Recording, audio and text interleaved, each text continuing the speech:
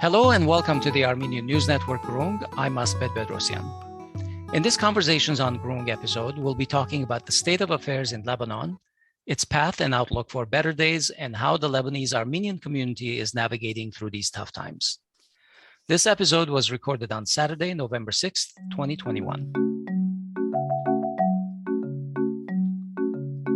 Since the catastrophic explosion in the port of Beirut on August 4, 2020, Lebanon has been on a slow descent into chaos. On that day, thousands of tons of ammonium nitrates that were stored in a warehouse exploded and destroyed or damaged significant parts of the city. It was discovered that the Lebanese president, the prime minister, and other top leaders were all aware of the unsafe explosives, yet did nothing about it for months and years. Massive popular demonstrations led to the government resigning less than a week later, and now it's over a year later, and Lebanon is essentially a failed state on the brink of collapse. How did this happen? To help us make sense of this state of affairs, we are joined by Dr. Ohannes Geukjian, who is the chair of the Department of Political Science and Public Administration at the American University of Beirut in Lebanon, AUB. He is also assistant professor of comparative politics and conflict resolution. We also have with us Vera Yacoubian, who is the executive director of the Armenian National Committee of the Middle East. She is a PhD candidate in political science and a lecturer in politics at the AUB. Mrs. Yacoubian also teaches courses on the Armenian genocide at Haigazian University. Hello, everyone. It is very nice to have you on our podcast. Hello, Asbed. Yeah, hello. Thank you. Hello, everyone. Over a year after that terrible explosion, the government's resignation and promises made to investigate the criminal negligence that led to the explosion. What is the state of the investigations? Lebanese President Michel Aoun promised that nobody would have political cover if they're found guilty by the court, but the Lebanese parliament has stonewalled the judicial system. Ohannes, have there been any prosecutions? Have any senior leaders in the country been held accountable yet? So far, there has been no prosecution. What is unfortunate is that the whole process has been politicized, mainly because in the Lebanese system, the judges are appointed by politicians. The higher judicial council, actually, its work has been interrupted. Firstly, it was not complete. Recently, they appointed a number of judges so that the higher judicial council is completed, so that it takes action. However, it seems that it has been unable to take action and make a decision because the higher judicial council itself is divided from inside on sectarian lines and sectarian basis. You have the Shia judges, you have the Sunni judges, you have the Christian judges inside, and it seems that the council has been unable to make a decision actually to back Judge Bitar, who is investigating, so that he proceeds in his work and issues indictments. So far, we don't have indictments. The process has been frozen for a week, more than a week. The politicians who have been called by Bitar, the judge who is investigating, to come and actually be interrogated by him, they refrain from attending, claiming that they are not responsible for the crime committed because this has been a crime. This is how it is labeled by all politicians, all Lebanese, society in general. However, they refrained from attending and actually they resorted to other courts, holding Bitar responsible for violating some judicial procedures. But the whole process actually has been frozen so far. And the main aim to freeze the process by the politicians is to prevent Judge Bitar from interrogating actually the accused so far to one former minister. Actually, all of them former ministers, but two of them current members of parliament also. The politicians who have been actually accused by Bitar and invited to the court to be interrogated, two of them are Shia and one of them is Sunni. Also, the former prime minister, Hassan Diab, was also to attend, and he also refrained from attending, who is a Sunni. Now, the Sunni community, the problem was that suddenly the issue of immunity was raised, saying that members of parliament and former ministers and prime minister should be interrogated in front of a parliamentary committee, for example, and that was to be appointed by parliament, or be actually invited by what was called, I'm trying to translate it to English, the higher council for judging ministers and parliamentarians. Okay. But that council actually did not exist for a long time. Mm-hmm. It was not even created. So what it has been clear, they are trying to find excuses so to escape the interrogation and refrain from attending. Now, we have an open question in Lebanon. I was listening to the news a while ago, still no solution. So Bitar, it seems, what is sad in all this is that one of the judges actually has been accusing Bitar of violating judicial procedures and therefore asking for his removal. Now we are in front of a dilemma.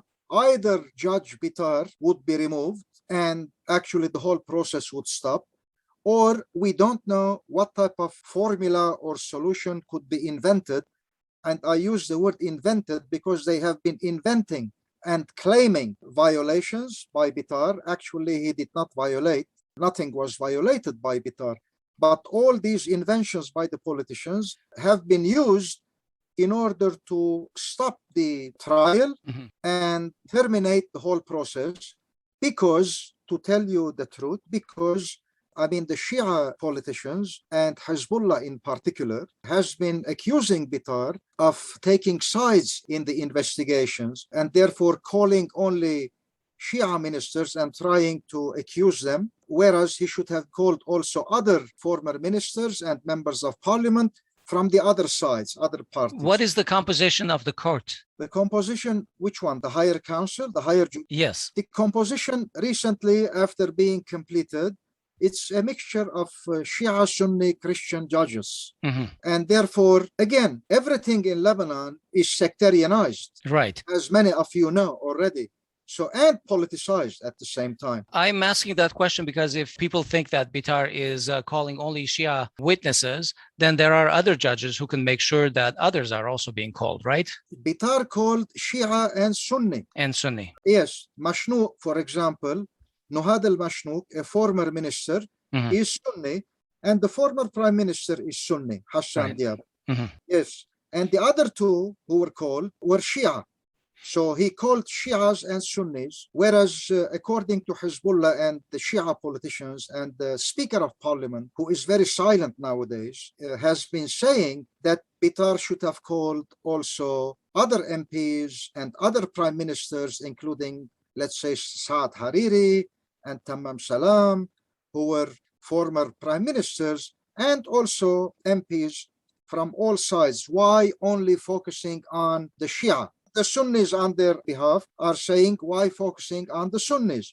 So this has been the dilemma now. Of course, this means that there are so many details that the bigger picture is completely bogged down in the details, and the devil is always in the details.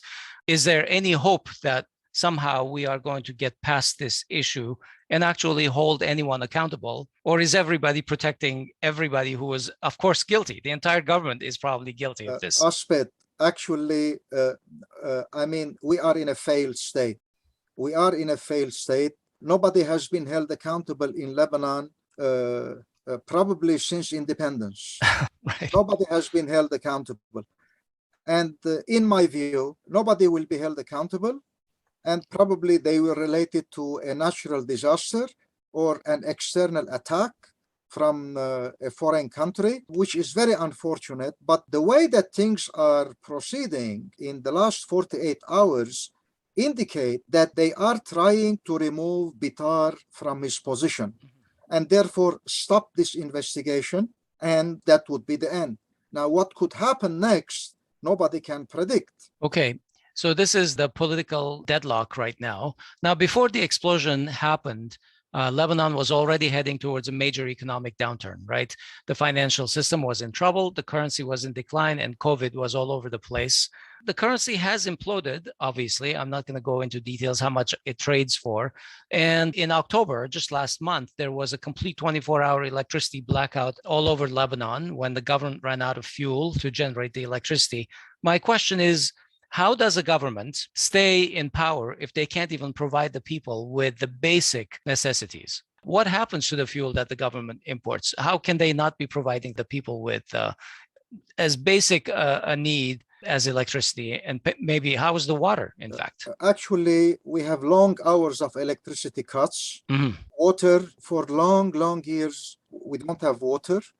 You said government.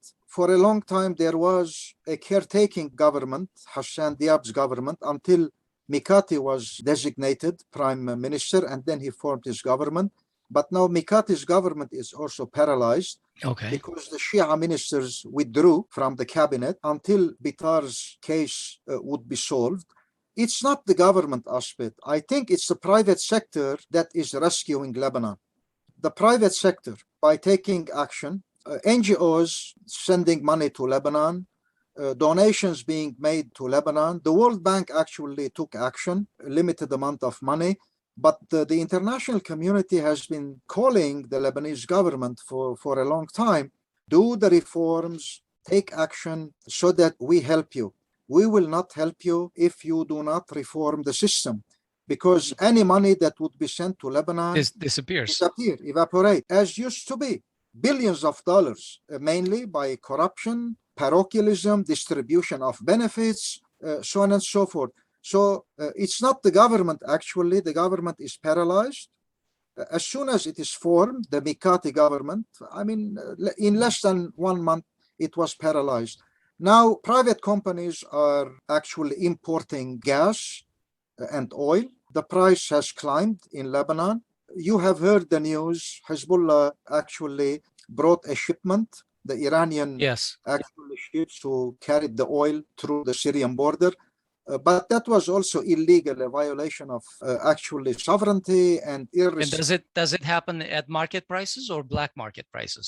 Actually, we don't know. We don't know. What we knew is that Hezbollah's expectations were not fulfilled because part of the oil and gas that entered Lebanon actually did not reach their destination. Right, I've heard that. Yes, their destination, and it was distributed, I don't know, again. To private parties? Exactly. I won't say parties, but I said probably some groups benefited, right. Others. Yeah, I didn't mean political parties. I meant to say private interests. Yes, private interests, exactly. Private interests, influentials in Lebanon, and they are many. So all these, shortly, I can tell you that we have nominally, government exists nominally, actually paralyzed, not able to take action. Mm-hmm. The former government also was caretaking government. It did not take action. Billions of dollars were spent on subsidies, subsidized food, subsidized gasoline. Billions. Ohannes, do people pay taxes in Lebanon? If there are no taxes, how can the government run if it doesn't have any money? How can it afford anything for any services? And I know you said that the government is a failed state, basically. So based on that. Yes, we are a failed state. Unfortunately, Lebanon is a failed state. The only institution that is holding, is the Lebanese army. And we see it for how long it is able to hold. Concerning taxes, actually, my answer is no. Those involved in government institutions, private companies, businesses, certainly they cannot escape paying taxes, particularly the income tax. Right. They cannot escape it. But in Lebanon, many are able to escape paying taxes because the system itself allows them to escape paying taxes. They did not the authentic what we call it balance sheets, annual balance sheets. The ones that they submit are not authentic. Okay, they're gamed. And government is aware of it, by the way.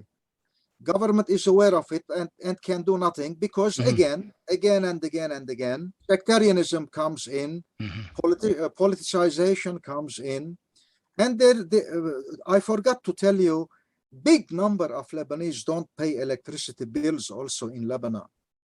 Not only taxes, but what about the electricity bills? Right. They don't pay it. So we have a problem. And I understand a lot of people actually get their electricity from private generators. Thanks to private generators. Otherwise, we are in complete darkness. We might not be able to talk right now.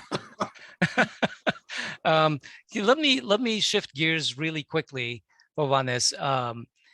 What is the role of the international community in Lebanon's politics? For example, if you can do a very quick roundup of how Turkey, the United States, Syria, Israel, and other players, Russia, even China, come into this whole picture to make the international picture around Lebanon. The United States is the major actor. Iran is a major actor. Europe? European Union trying to take action, but American influence actually and policy, it seems, is more articulate, and the Americans are much more involved in supporting the army, as I said a while ago.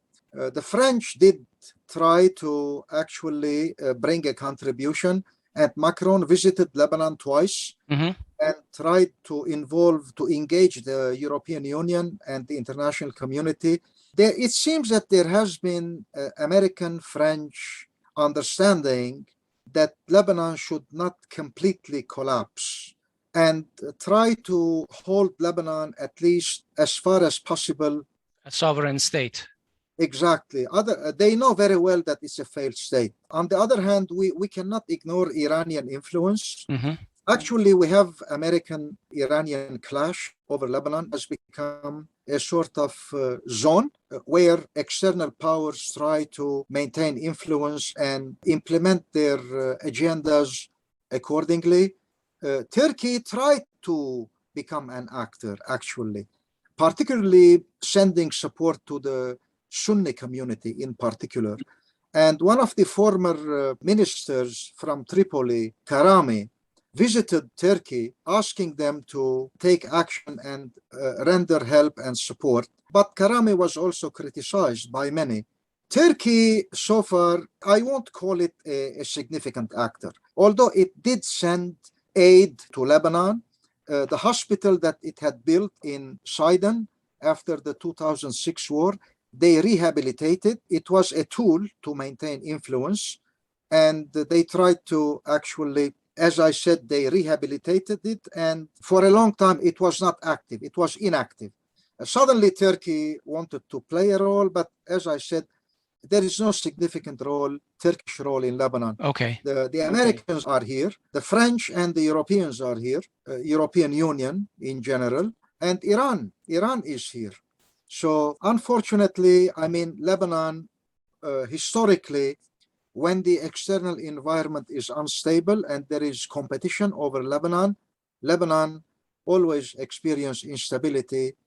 But from the political perspective, I left the economic outside of my analysis here concerning economics, because part of your question is related to economy and economics. The internal actors, all the parties are responsible for the economic collapse because this did not happen suddenly. Right. Over years, these problems accumulated. You could imagine Lebanon spent money without having a budget, annual budget. I mean, how a government spends money without having budget, and the external debt accumulated, and finally in 2019 when Lebanon refrained from paying its debt, everything collapsed, even including the banking sector. One more thing, if I can add one more sentence, the international community has been emphasizing, exerting pressure on the Lebanese government and the politicians to introduce reform.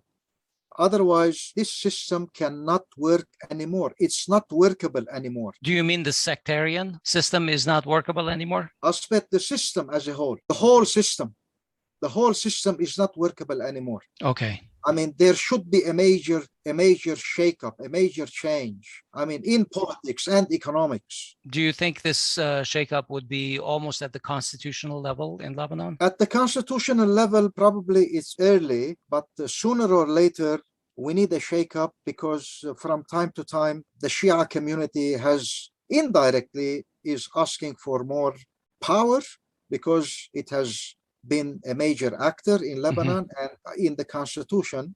I mean, the Ta'if agreement actually in 1991, it was mainly the Sunnis benefited from the Ta'if, not the Shia. Mm-hmm. The Maronites lost power, the Sunnis benefited, and the Shia actually did not. Some of those agreements were built on the demographics of the country back then, right? So everything has changed since then as well. Now, the Maronites did not like to discuss demographics. Of course. Yes, because because they would lose. They would lose. And that's why they have been emphasizing the Ta'if agreement and the implementation of the Ta'if agreement. But Asbed, we need a new power sharing agreement. Call it whatever you want. Right. You may like to call it a new Doha agreement, as it happened in 2008.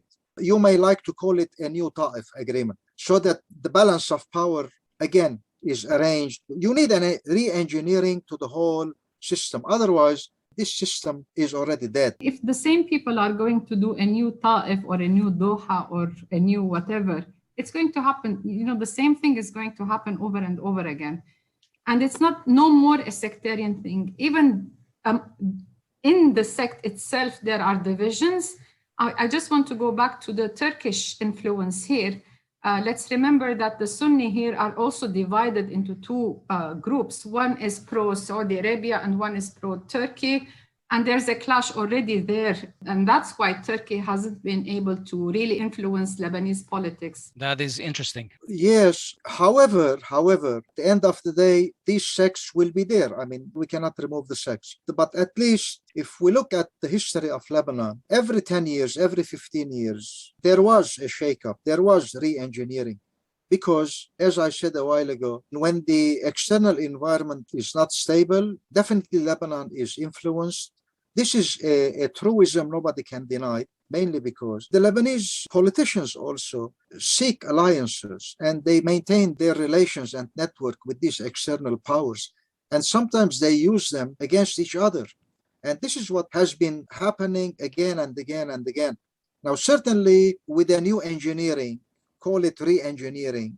Again, Lebanon could survive for another 10 to 15 years, a peaceful period. But I mean, this is debatable. This is debatable. Right. Yeah. My problem is that the same people are going to do the re-engineering. We're not going to go anywhere because the problem has gone so far that there's no turn back anymore. We cannot go back to it anymore. The same people. There's an election coming up next year, a parliamentarian, and the parliament is the one that elects the president. Will there be any changes? I doubt it. I think the same people, despite what the citizens are saying, the same faces will be back in the parliament. The good people are leaving the country anyway. I mean, all of us are, you know, from AUB, and we see so many people leaving the country because they're finding jobs somewhere else. They gave up. We may see slight changes, a few new faces. I agree with you. But at the end of the day, I mean, this has been the fate of Lebanon. When the politicians are in agreement and consensus, Lebanon has been peaceful. And when they actually quarrel between and among each other and disagreed, by the way, over foreign policy, mainly public policy, spending, so on and so forth, Lebanon experiences political instability. This has been Lebanon since independence. Dr. Geukjian, remember a few years ago when there was the election for the municipal elections? Yeah. When all the parties who are fighting all the time, they came up with one list against the civic, non-partisan people who were trying to run for the municipality. When they won, they agree. Hezbollah and Hariri and Jean Balat's, you know, all of these parties, they all agreed, formed a list against those who were non-partisan, who didn't belong to any party. Remember that? 3-4 years ago? Yeah. So these same politicians who make up all these problems, create all these problems for us, if it comes to their interest, they do sit down, agree, and run an election together against another group of people. Well, it may be repeated. I do not say no. It may be repeated, but Katia, look, what we are experiencing, we did not experience since independence. This crisis is really it's everywhere. Most of the people, most of the classes, millions of people are affected. I won't say no, but at the end of the day, hopefully, let's hope, we witness, I didn't say major changes, but we witness few changes. I would like to add something, please. I think the Lebanese problem is, especially with the elite, that all of them agreed on not opening the files of corruption, because corruption has gone so far in Lebanon that everybody is involved in the corruption. Everybody. So they agreed on not opening the file of corruption, whatever it takes, whatever it costs Lebanon, or it will cost Lebanon.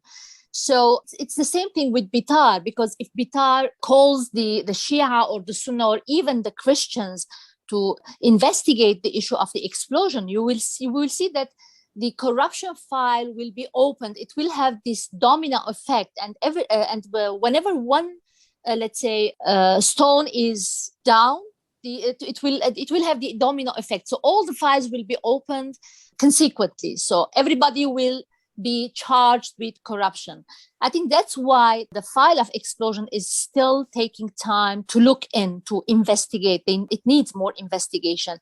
And I think until now, since Lebanon, starting from history 1840, that's what I was telling you before coming on air, let's say, or online. Lebanon, since 1840, it's been the same. Conflict starts and then an external pressure happens to calm things. So this time we need really, it seems up till now, the external pressure or the external factors or let's say countries haven't agreed on real external pressure, on real pressure over Lebanon.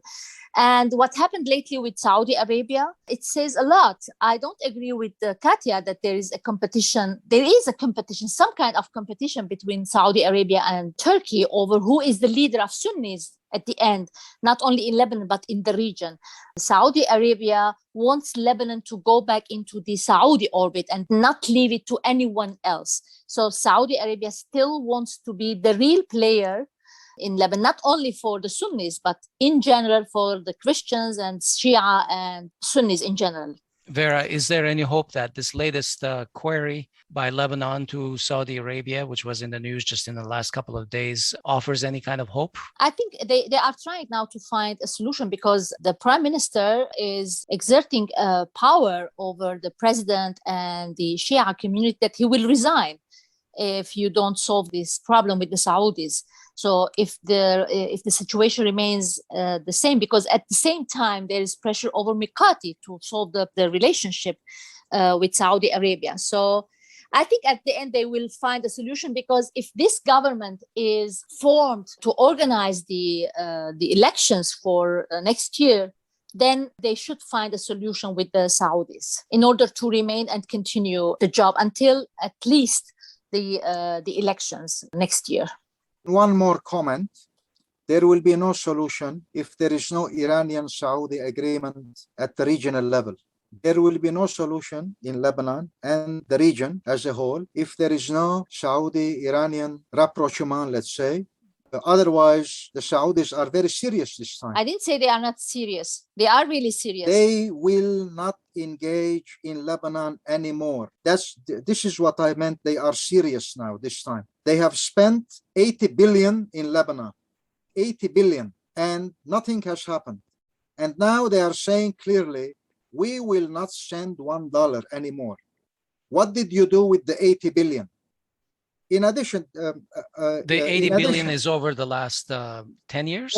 Over the last, since Hariri the father, okay? But the other part of the problem, which is the bigger problem, is that Saudi-Iranian competition in the region is at its peak,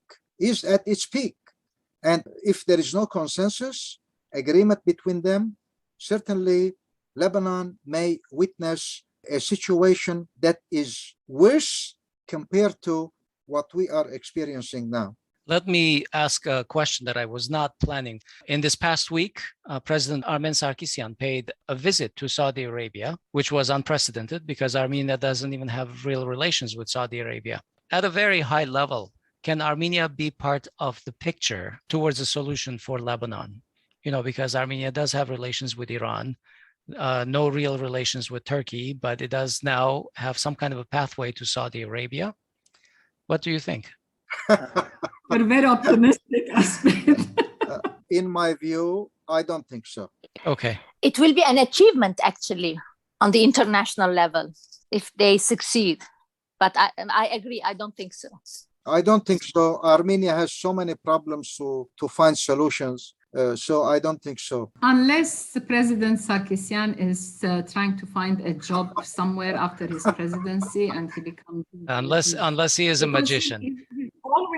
He's always in the Emirates, with these conferences and talks and whatever. So maybe he's opening his networking. Okay. Well, since we are talking about Armenians, let's talk just a little bit about the Armenian community in Lebanon. We know that since the start of the civil war, the numbers have been dwindling. Vera, can you tell us a little bit about where we are with the demographics of the Armenians in Beirut and all of Lebanon currently, and what's going on with us? Okay, as you know, the Armenians in Lebanon possesses Lebanese citizenship with all the other Lebanese in 1924 under the provisions of the Treaty of Lausanne. It is part of the 18 confessions, some say 17 confessions recognized by the Lebanese state. Up till now, there are no statistics regarding the number of Armenians and even the number of other sects in Lebanon. The last census was in 1932, but Armenian resources, as I know, estimate the number of 120,000 Armenians, which constitute around maybe 4% of the Lebanese population, maybe less. Prior to the Lebanese civil war, the number was higher, of course, but the community lost a portion of its, let's say, population to immigration. And currently, because of the recent events, the Lebanese Armenian community is really shrinking day by day. I mean, the numbers vary, right? Because certainly when I was a kid in Lebanon, our numbers were around 200,000. And I've heard currently they're anywhere between 20 and 100,000. Yeah, some say they were before the war, it was 300,000. Others say 250,000. Others, because there is no real census, so anybody can give any number. It's the same with all the other sects, not only the Armenians, you see. Is there an official census in Lebanon? No. The last was in 1932 during the French mandate in Lebanon. So, and since life in Lebanon has become really impossible during the last 2 years, and as Lebanon sinks into poverty, famine, and different shortages, chaos starting October 2019, Lebanese are turning to immigration as their only hope. So this affects really the number of not only Armenians, but in general, the population, Lebanese population. Armenians, for their part, are massively, let's say, considering a transfer from Lebanon, searching for safer and economically more secure, let's say, places.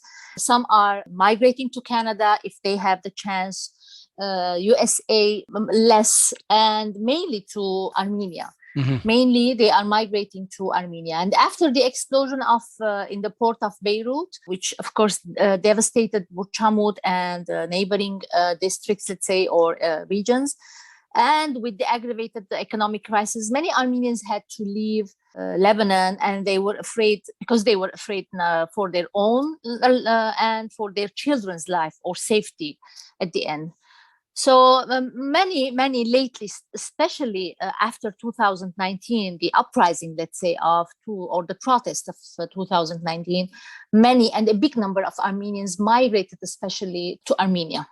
So the number, of course, is shrinking and decreasing, but unfortunately, we don't have real numbers. Okay. We don't have real numbers. What's the state of our community services? For example, our schools, our political parties, the church, and the politics inside the community, as a matter of fact. Yes, the explosion of Port Beirut really affected the situation. And unfortunately, it coincided with the economic and political crisis that Lebanon has been under for some time. The economy of Lebanon was already in a state of crisis prior to the explosion. In addition, there was the COVID-19 pandemic, right, who had overwhelmed many of country's hospitals, several of which were already short of medical supplies because of the currency deficit and, let's say, unable to pay staff due to financial crisis. The heavily Armenian populated areas like Buchamut or Beirut, like Ashrafiyya, Maram Khail, or Khalil Badawi, or Hajjan were scenes of those were heavily affected by the explosion. Widespread destruction. Yes, exactly. These 4 Armenian districts really suffered heavy damages, and still they are trying to collect the pieces, as we say. With some buildings also having all their windows and real damage, especially in Beirut district. Buchamud also suffered. Many houses were totally, let's say, damaged or partially damaged. Shops, many community centers, churches, even the Armenian Catholicosate. You are asking about the situation of schools and political parties. So right. After a week of the explosion, the community leaders met on daily basis to assess the damages and try to find suitable solutions. The Armenian political parties I believe they are doing their best to solve the problems, but still it's not enough. What happened and still going on is far beyond the efforts of the Lebanese, say, political leaders or the Lebanese community. On August 12th, the Lebanese Armenian Rehabilitation Commission was established and to assess, compensate, and rebuild the destroyed, let's say, houses, schools, churches, and community centers. The commission aimed to recover and facilitate the rehabilitation of Armenians who lost their homes. And the commission consisted, of course, of representatives from from different Armenian Apostolic, Catholics, and evangelical communities, as well as the Armenian political parties and humanitarian organizations. And it operated under the leadership of the Catholicosate. Catholicos Aram I called on all Armenians to help the Lebanese Armenians, and he collected a lot of money, and he is trying to really help. But as I said, whatever help or assistance came to Lebanon is really not enough to make the Lebanese Armenian community stand on its feet.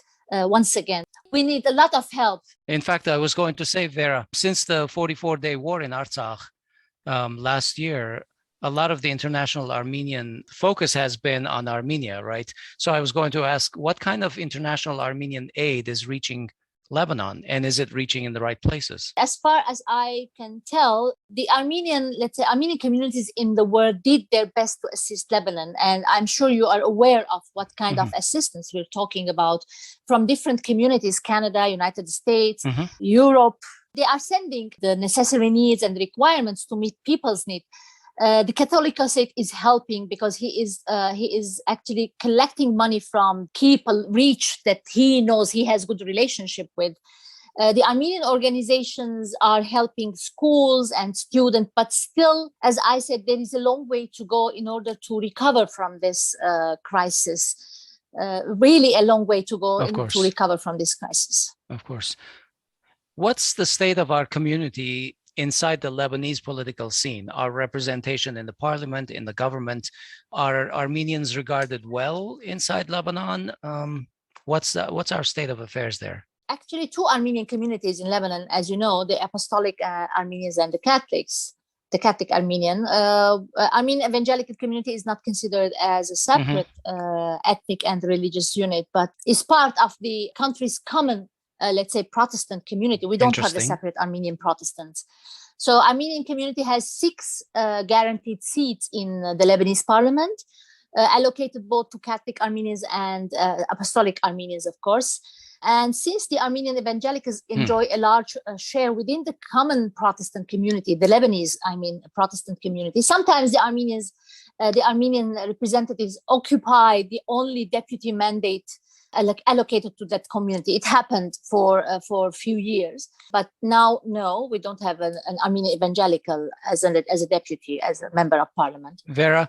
Yes. The 5 or 6 parliamentarians that are allocated to Armenians, how do the Armenians decide the division between, let's say, the Catholics and according to the everything it happens in Lebanon according to the Lebanese confessional system, of course. I mean, the confessional representation there is a confessional representation in the Lebanese parliament, and a certain number of seats have been allocated to Armenians. It's according to the number of population, according to the percentage of, let's say, Armenian Orthodox compared to the Armenian Catholics. But there's no census, so there's no real way of knowing, right? Yeah, but the first census, according to the first census that happened in 1932, so we have a majority of Armenian Orthodox compared to Armenian Catholics in Lebanon. So we have 3 Armenian Orthodox and 1 Armenian Catholic seat in Beirut electoral district. So we have 4 Armenian seats for Beirut, 1 Armenian Orthodox seat in the Matan district, and we have 1 Armenian Orthodox seat in Zahle or Anjar, let's say, or Bekaa Valley. So this is how the Armenian seats are distributed in parliament. Lebanese Armenians have been represented also in government by at least 1 minister in the formation of Lebanese government. In the case of larger governments, I mean with 24 ministers and above, Armenians are traditionally given 2 governments. I mean, when it's 24 and 30 ministers, if it is composed of 24 and above until 30 or 32, Armenians are traditionally given 2 government ministry positions. Who are those people right now? We have only 1 now, unfortunately. Although it is more than 24 ministers, but we have 1. I'm not sure, is it 24 or 30? I'm not really sure. But the 2 positions are for Armenian Orthodox, by the way. We don't have Armenian Catholic. It happened once in the last 20 years. So, and Lebanese Armenians also have their quota in public administration positions. Today, currently, the minister is Mr. George Puchikian. He is the Minister of Industry, I guess. So we have 6 seats in parliament still, and we have 1 minister in the current government. Do we have Armenian judges? Armenian judges currently, yes, we have. I think we have young judges. I know one of them, but I don't know the rest. Yes, we have Armenian judges. Yes. So are we, and this question is both to you and Ohannes, are Armenians part of the picture of resolving the Lebanese issues post the Great Explosion? The Lebanese issues or the Armenian communities issues? Not just the Armenian, no, the Lebanese issues. For example, all the deliberations we talked about in this show earlier about resolving the deadlocks and everything. Are Armenians involved in resolving these issues? I don't think so. Me too. I don't think so. They are not playing a major role. They cannot play a major role because the issue is much bigger. The problem is bigger. The problem is between the Shias and the Sunnis and the Maronites. I mean, we cannot play a role there. What we can do is offer mediation, and this has been the role of the community since 1975. Exactly. This is what I was going to say. When they played the role of the positive neutrality, they did actually play an important role, and being a bridge between all the warring factions in Lebanon.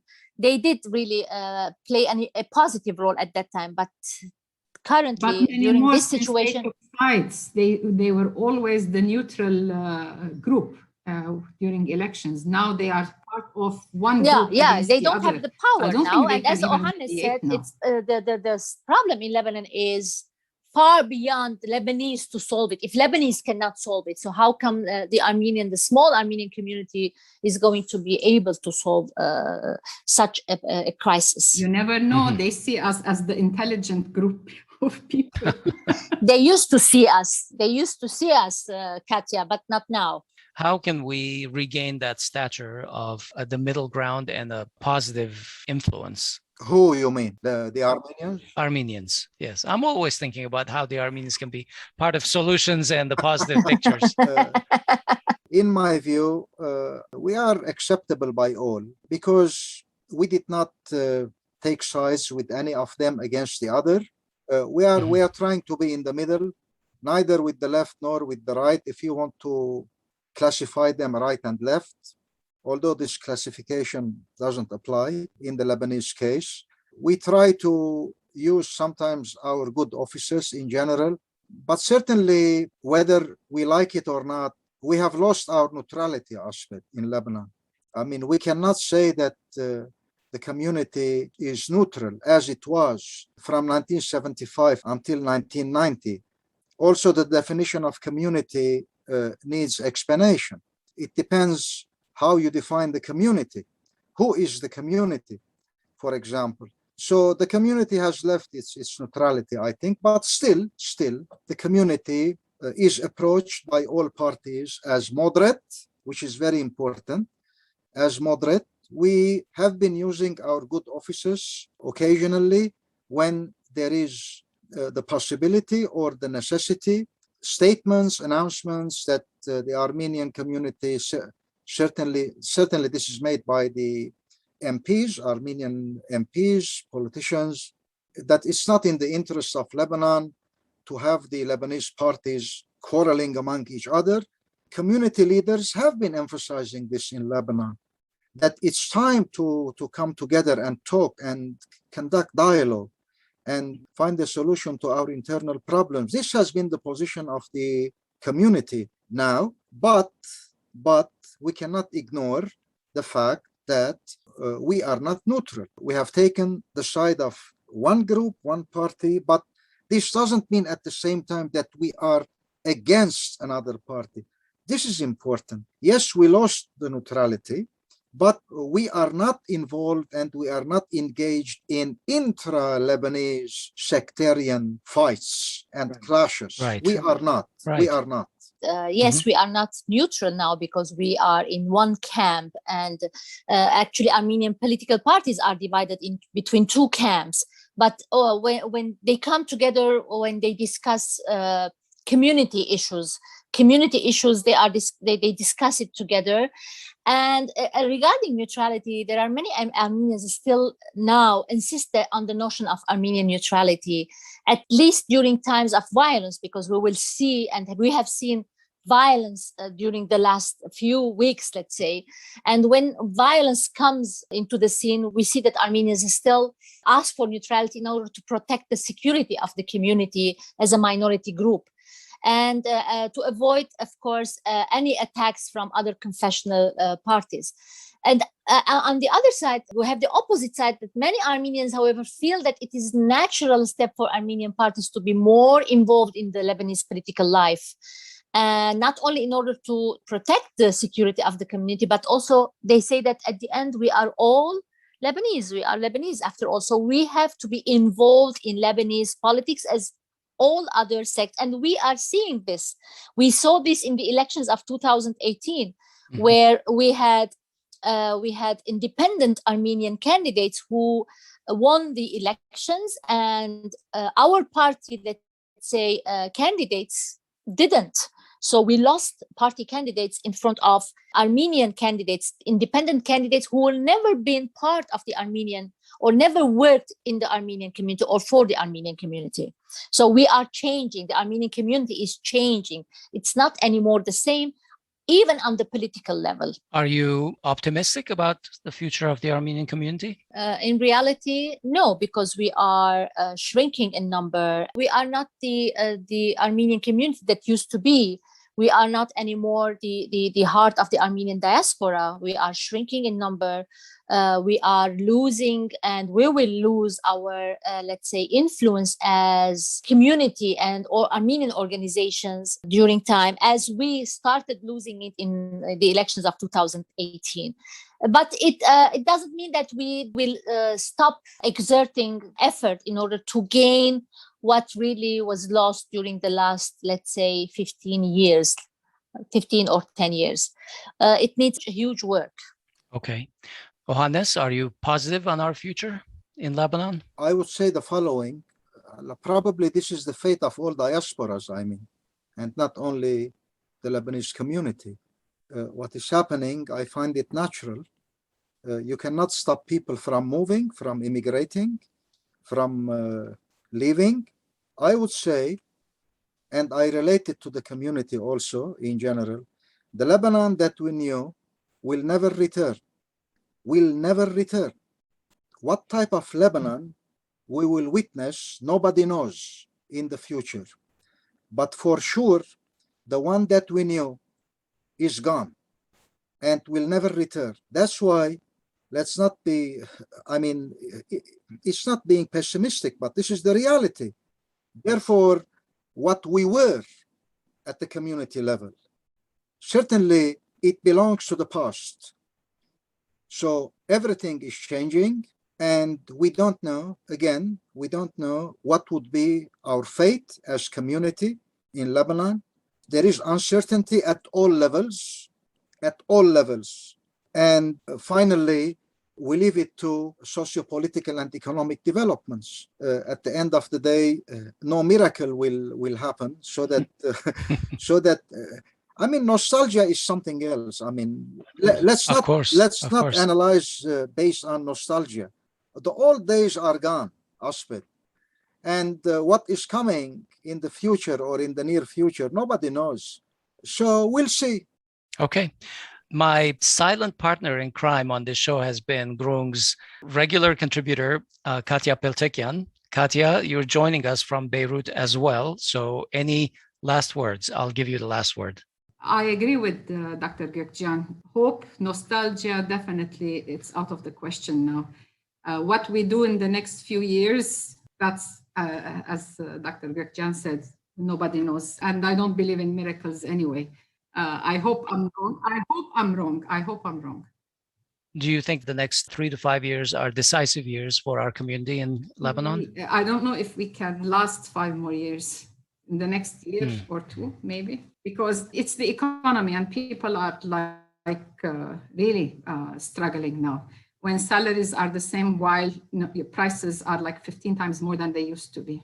Okay, I think that we will stop there. I know that everybody who's joining us from Beirut is probably stretching their electricity hours. Thank you, Katia. Thank you, Vera. And thank you, Ohannes, very much for this show. Thank you for you. I hope to talk to all of you again. Thank you for you organizing it. Thank you, Asbed. That concludes this Conversations on Grung episode, and we hope you found it useful. As always, we invite your feedback. You can find us on most social media and podcast platforms or our website, grung.org. Don't forget to subscribe to our channel on YouTube, like our pages, and follow us on social media. On behalf of everyone in this episode, we wish you a good week. Thanks for listening, and we'll talk to you soon.